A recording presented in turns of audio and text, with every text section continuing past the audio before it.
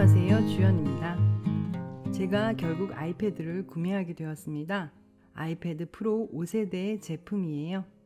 아이패드를 살지 말지 아직 고민 중이시라면요, 이 영상 조금 참고하면 좋을 것 같아요. 구독, 좋아요는 큰 힘이 되니까요, 아낌없이 눌러주세요. 저는 사실 아이패드가 꼭 필요한가에 대한 고민이 있었어요. 아이패드로 그리는 그림이 용량에 제한이 있기도 하고, 큰 작업의 그림은 작업이 불편할 것 같다는 의문이 있었고, 또 새로운 그림 그리는 툴을 익힌다는 것이 조금 부담스럽고 귀찮기도 하다는 점 때문에 크게 관심이 없었는데요. 아이맥을 구매하고 애플 매장을 자주 가게 되다 보니까 자연스럽게 아이패드를 시연해 볼 기회가 많았네요.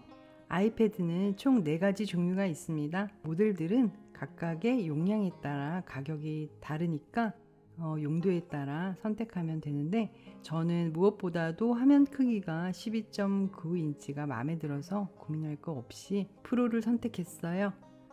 직접 보면 사이즈 차이가 꽤 크게 느껴지더라고요.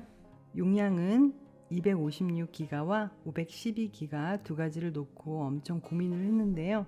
펜까지 같이 구입하게 되면 가격대가 너무 높아져서 결국 256기가 적은 용량을 구입했습니다. 참고로 동화책 한 장 펼침 A3 사이즈로 그렸을 때 보통 PSD 파일 용량이 200메가 정도 된다고 볼 수 있어요. 레이어 수를 제한하거나 한 장 그리고 나서 바로 백업을 해야 한다는 얘기니까 이 점을 감안해서 용량을 선택하면 되겠네요. 저는 백업을 자주 한다면 무리 없을 것 같다는 결론이고요. 또 큰 그림을 굳이 아이패드로 그리진 않을 것 같아서 이렇게 결정하였습니다. 그래도 256기가도 만만치 않은 가격대라서 후덜덜 했어요. 웬만한 노트북 가격인데 이 녀석이 노트북만큼의 활용도가 있으려나 했네요. 그런데 마침 13년도에 구매했던 LG 노트북에 물을 엎질러서 노트북이 결국 사망하게 되었는데요. 물을 엎지르고 전원 버튼을 눌러버려서 살릴 수가 없었습니다. 자연스럽게 노트북이 있던 자리에 아이패드가 대신하게 되었네요. 한 달 정도 사용해보니까 노트북을 대신할 정도의 역할을 톡톡히 하고 있습니다. 그림을 그릴 때 미끄러움 방지를 위해서 저는 종이 필름을 붙여서 사용하였습니다. 삭삭 소리도 나서 종이 위에 그리는 느낌과 비슷해서 저는 나쁘지 않더라고요. 다들 아시는 프로크리에이터 앱을 열면 샘플로 보여주는 그림들이 있네요. 꽤나 용량이 커 보이는 그림들이네요. 푸른색이 돋보이는 이 그림을 확대해 보니까 브러쉬 질감이 살아있어요. 저는 무엇보다도 좋은 점이 무릎 위에 올려놓고 편하게 그림을 그릴 수 있다는 점이 너무 좋았습니다.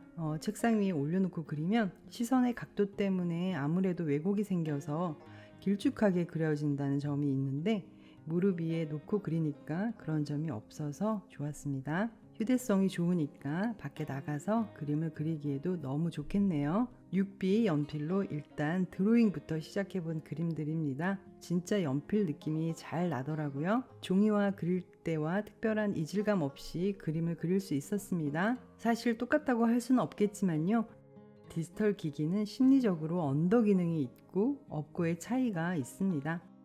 타임 랩스 기능이 있어서 녹화도 되고 좋네요. 종이 사이즈는 여러 가지가 기본적으로 제공되고 있는데요. 저는 늘 하던 대로 A4 선택했습니다. 캔버스 정보를 보면 파일 이름을 설정할 수도 있고요. 크기 확인이 됩니다. 기본적으로 해상도는 300으로 설정이 되어 있네요. 레이어 92장까지 가능하다고 나오네요. 색상 프로필에 대한 내용입니다. 포토샵, 페인터 모두 sRGB 메뉴에 있는 거 설정해서 사용하고 있습니다. 모두 동일한 색 프로필을 사용하는 것이 좋습니다. 6B 연필 선택하고요. 더블 클릭하니까 브러쉬 속성이 나오네요. 설정값이 굉장히 많네요. 아직 뭐가 뭔지 자세히 모르니까 저는 모두 패스하고 초기 설정 그대로 사용하였습니다. 종이를 돌려서 가로로 하였고요. 다른 것들은 아주 직관적이라 따로 익힐 필요가 없었어요. 6B 펜슬 느낌이 아주 좋네요. 페인터 6B 펜슬과는 다른 느낌이고, 일단 액정 두께가 얇다 보니까 진짜 종이에 그리는 느낌에 가깝네요. 이 부분은 신티크와 비교가 안 되네요. 아이패드를 신티크처럼 크게 만들면 진짜 와콤은 어쩌려나 싶네요. 드로잉을 하기 위해 몇 가지 제어를 변경해야 했습니다. 압력을 조금 만졌어요. 작은 힘으로도 그릴 수 있게 펜 압력을 변경했고요. 그 다음은 그리기 후 유지 이 부분을 해제해서 그려야 했는데요. 선을 그리고 멈추면 이렇게 직선으로 변하니까 드로잉 할 때는 이 부분을 끄고 사용해야겠죠. 다음은 설정에서 펜의 지우개 터치 이 부분을 끄고 사용해야 합니다. 터치가 될 때마다 지우개로 바뀌어서 아주 불편하니까 이 기능 거의 사용 안 하는 게 좋겠네요. 이렇게 설정을 조금 바꾸고 드로잉을 조금 러프하게 그려보았어요.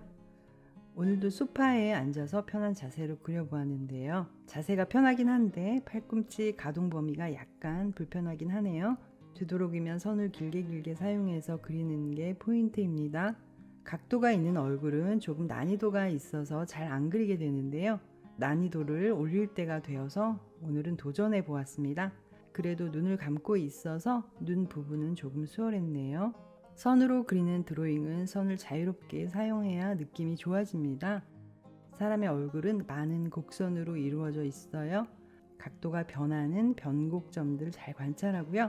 얼굴의 기울기, 비례 염두에서 그려야 하겠죠. 형태가 어느 정도 완성이 되어서 더 힘을 주고 싶은 부분에 악센트를 주고요. 흐린 선들도 추가해 주었습니다. 지저분한 선들은 분위기를 살려주는 요소가 되니까요. 이런 부분을 감안해서 너무 깔끔하게 그리려고 하지 않는 게 좋습니다.